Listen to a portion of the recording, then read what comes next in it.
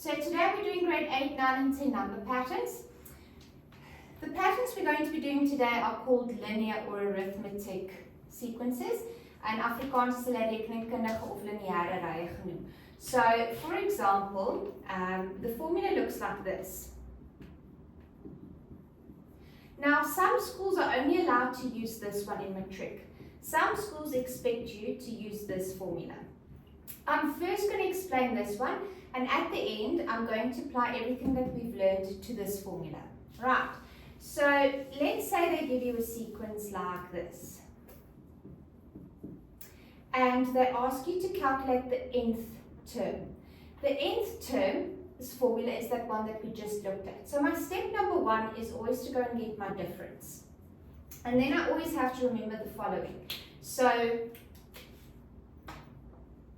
A is my first value, and D is my consistent difference. So all I have to do is go and sub this information into my formula then, and simplify it.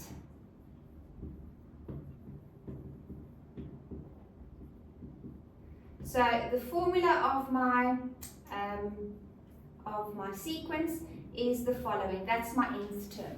What that means is I can substitute either the rest of the term in here to get the term number, or I can substitute the term number to get the placement of it. So let's say I ask you to calculate the 10th term. All you're going to do is you're going to put 10 in n's place, and you're going to end up with 27 being your final sequence. If I ask you which term is equal to 33, for example, you're going to say 33 is equal to 9 plus, where was I? Is equal to 2n plus 7. Because in this case, I want to calculate my n. So I'm going to say 33 minus 7 to get that across to get 26 is equal to 2n, which means n is equal to 13. That means my 13th term is going to be equal to 33. Right, so that is the basics of how to get a linear pattern. What's also important to remember is that if they give you variables, that t2 minus t1 is equal to t3 minus t2. So an example would be, there's one over here where they give us this.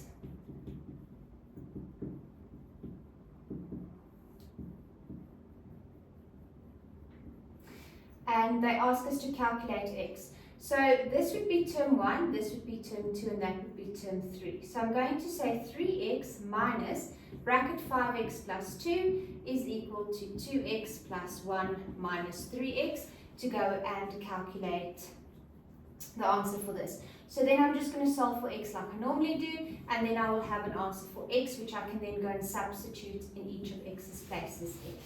Right, and then it just becomes a normal linear pattern like what we just explained. Right, for those of you that are not allowed to use that formula, those of you that can, thank you for watching. The rest of you, let's go back to that previous equation or that previous number pattern. What you want to do once again is find the difference. Okay, so now you're going to say, okay, I'm obviously going to have to multiply my n with 2. You always multiply with the difference. Then you can either use inspection and say, okay, this was term 1, term 2, and term 3. If I multiply 1 with 2, I'm going to get 2. What do I have to add to get to 9? I have to add 7. So therefore my Tn is equal to 2n plus 7. The other way of doing it is to write Tn is equal to 2n plus d. And then I can just go and sub in the first term's information. So I can say 9 is equal to 2 times 1 plus d. That means d is equal to 7, and the formula of my equation is that. Right, I hope that helps.